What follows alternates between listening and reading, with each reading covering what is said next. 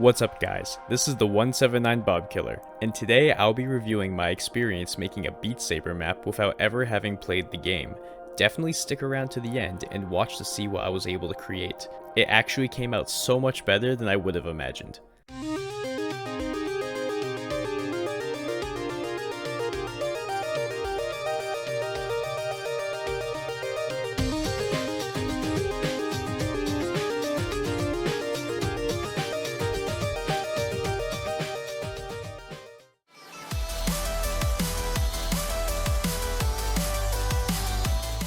So to start things off, let's quickly get familiar with the game known as Beat Saber. First and foremost, Beat Saber is a rhythm game, but unlike other rhythm games that I frequently play, this game is played in virtual reality. Notes come flying towards you on the track, and you have to slash through them using your sabers, hence the name Beat Saber. There are some intricacies, like slashing in specific directions or following patterns, but apart from that, the game is pretty self-explanatory.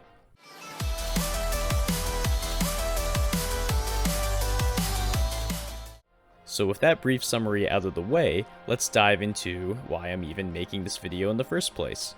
You see, a couple of my friends, Nitro Speed and Fire Skydiver, are really into VR games, and they introduced me to Beat Saber. We live on opposite sides of the country though, so I never had the chance to use their VR equipment. I was very interested in all of the community-made maps, and kept asking them to play songs I thought were very hard.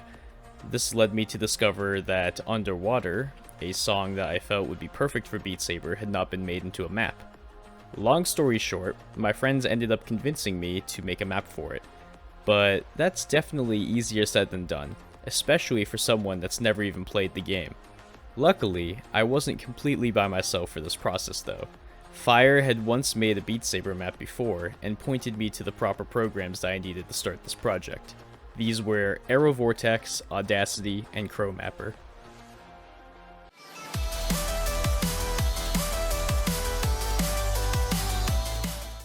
So what the heck are these programs?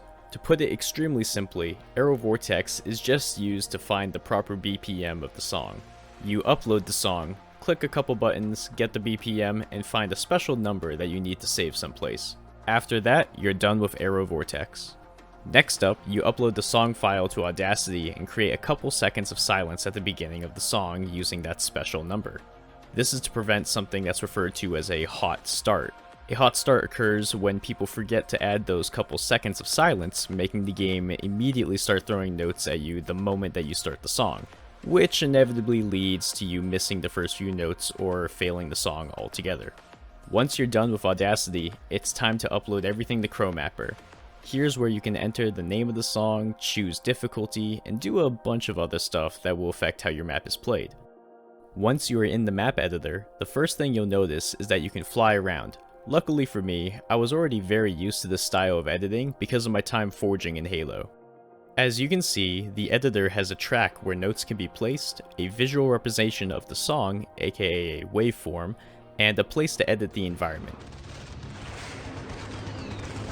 You can also play through the song and watch how the map will appear to players. Something that I wish I knew earlier is that you can turn notes into arc notes and chain notes by highlighting them and pressing C or V. Okay everybody, so I've loaded into a map here because I actually don't have the recording of me making the initial map for Underwater, because I decided to make this video probably about 3 or 4 months after I went and made this map. So I got a brand new song here, and this is a brand new map environment, and I'm going to quickly walk through some of the steps I learned in making the Beat Saber maps. And so I'm going to let the music play a little bit.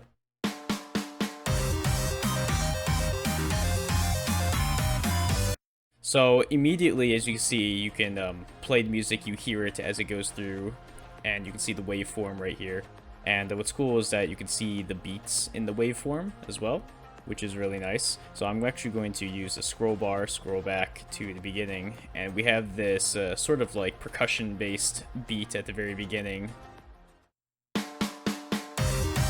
And with that, I'm thinking of what type of notes I want to put that for. So I can actually line this up. You see right here, it looks like the beat is slightly off from this, but we can just change that by hitting Control and then scrolling, and we can get that to 64ths, which is pretty crazy. Right here, let's put it at 16ths. I usually like to work in 16ths. So that is pretty close to being on the beat. We can test it out just by placing a couple of random notes right here, and it's going to play a noise when it hits the notes. Alright, so it's supposed to play a noise. Maybe it's a little quiet. Let me see very quick. Yeah, so you can hear right there, it actually is a little like click noise. I guess this is just too loud for it. I know you can turn that up in the settings, but I don't really feel like doing that right now. So you can just delete notes by clicking on that little trash can, deleting them like that. So what do we want to do right here? We see the red is our left hand, the blue is our right hand, and I want this to be... I'm almost imagining sitting as the drummer, right? As you come in. You know, you're just slamming down those drums, boom, boom, boom, boom, right? So I want to probably aim these notes down to start, obviously. And when I do that, I think I'm going to have them... I can either center them down, or I can have them to the side. What do I feel better? The thing is, I learned a lot from Fire that when you're mapping, you want to just map in the air with your hands. So imagine you're playing the game in the air. Of course, I've never played the game, and it's a little more difficult, but it still helps. So I can learn parity issues and making sure I'm not flailing my arms in weird directions. Let's just experiment very quickly. If I do something like this, and I wonder if this would probably be way too fast to have bombs as resets. Bombs are used as resets here, so this is way too fast to do it, but ideally, let's say this was, this middle note right here didn't exist, you would put bombs like right here, and what you do is when you push down, when you slash down on these two notes here, you would actually lift up your hands very quick to avoid the bombs, and then you'd be able to slash down on the next two notes. Now, because this is so quick, I don't really think I can do that, which is a little sad. So we're going to figure something else out here.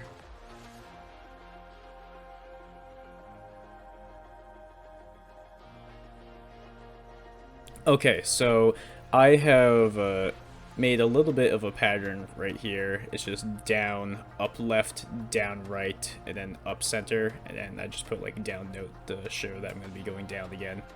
And so it's going to be as the beginning.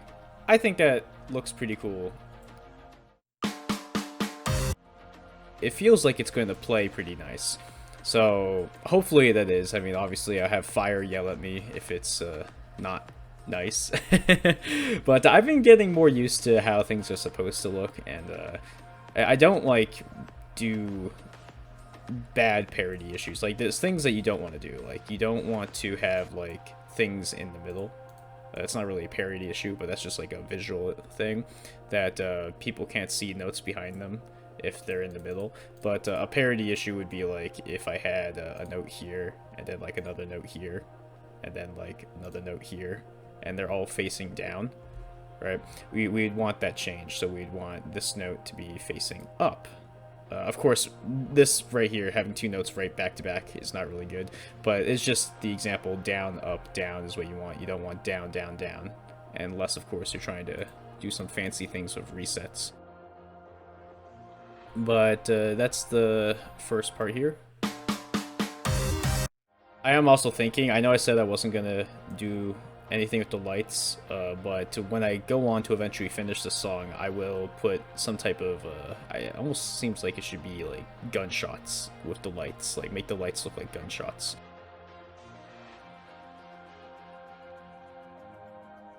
You put notes here, so very quickly if I just did center lights and it goes across, it puts center lights up. Same thing with the ring lights. It just looks like that. Or I should say rotating lights. These are the ring lights. Those are the ring lights. But yeah, there's a lot of keyboard commands like Control Z that just immediately undoes whatever you do, and that's very helpful. All right, I'm going to try to figure out a good map sequence for this, and so I don't want to just be quiet the entire time. I'm gonna probably cut the video and you know, or maybe I'll speed up the video.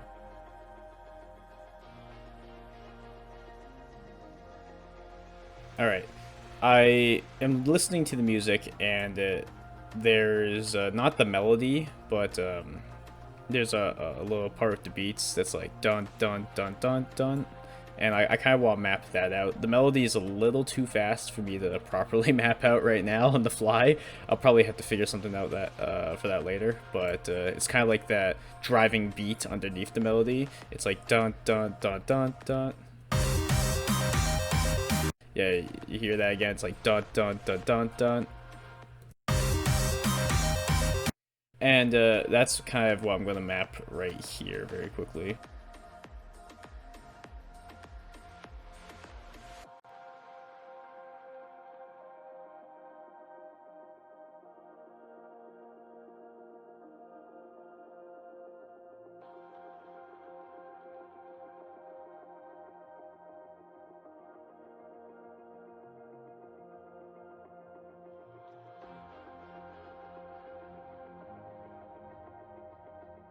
Alright, very quick, I just want to say that what I'm doing right now has a little bit of a parity issue, so I can give you an example of just kind of like a more mechanical parity issue.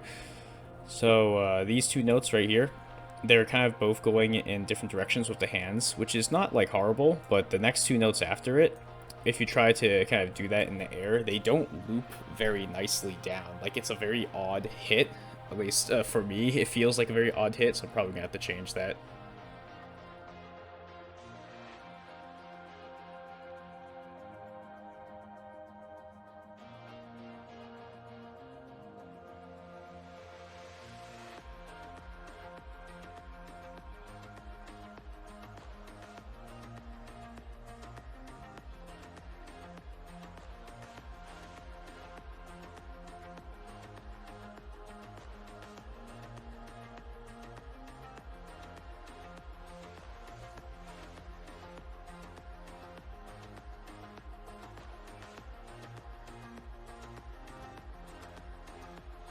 Okay, very, very quickly, I've made the notes that I feel like are okay for this section, so we're gonna put it into the player view, and this is just the very quick thing that I put together.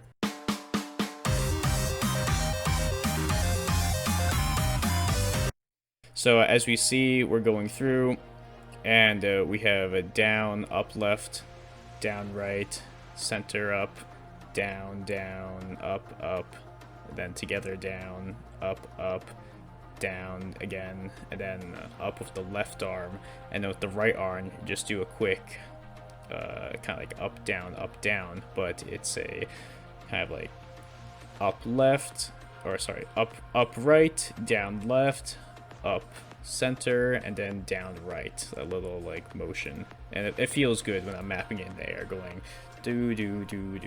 It kind of works. So yeah, that is basically the gist of what I've been doing here.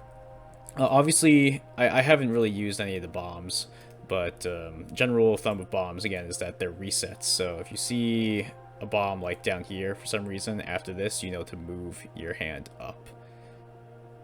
But let's get rid of those bombs. There's also walls. I did not have a chance to really put walls here because... Well, actually, you know what? There might be a nice place for walls in the beginning. Okay, one more second. I might put some walls in.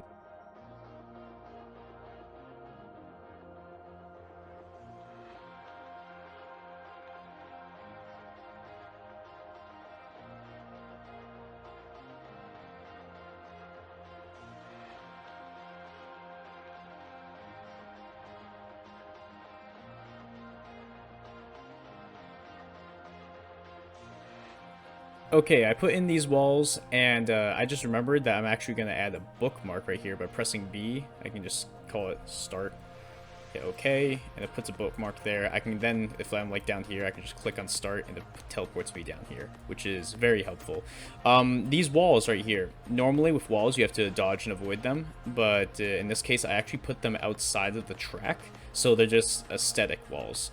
So when you're coming down, if we view this, if we back up a little bit, you see, and the walls kind of match up with the beats. So just like a little aesthetic thing. I think that is all I'm going to show for now. That's basically what it looks like. If we want to play the entire thing again, I guess I can quickly go back and we can just rewatch the 10 seconds of what I did.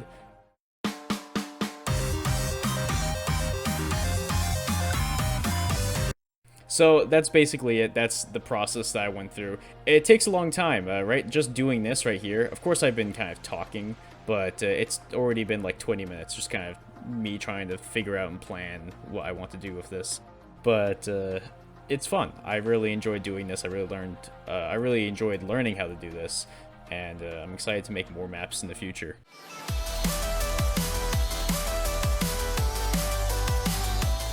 So now that we're all caught up in the process of making a Beat Saber map, let's get to the fun part of the video where I show off what a completed Beat Saber map made by someone who hasn't even played the game looks like. Also, Fire helped me a ton with explaining parity and other types of motion and movement things to ensure the map was actually playable. I can't express enough how helpful he was.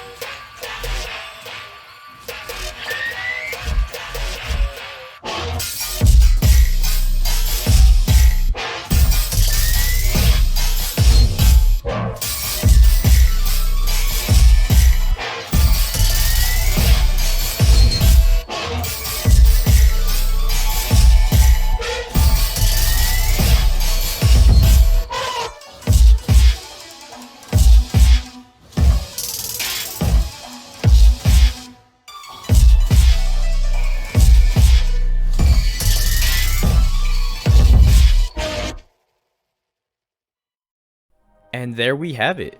One Beat Saber map created by some random guy who has never even played the game.